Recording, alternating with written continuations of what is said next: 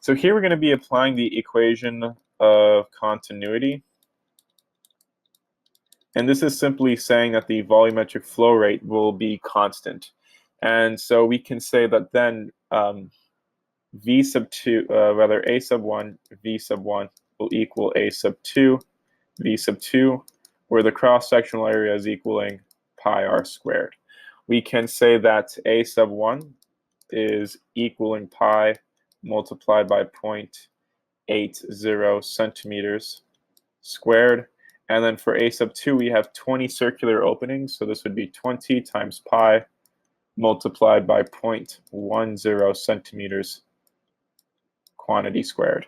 And so solving for V sub 2, this would be equal to V sub 1 multiplied by A sub 1 divided by A sub 2. And this is equaling 3.0 meters per second. This would be multiplied by pi times 0.80 centimeters squared divided by 20 pi times 0.10 centimeters quantity squared. We don't really have to convert because the units here are going to cancel out anyway.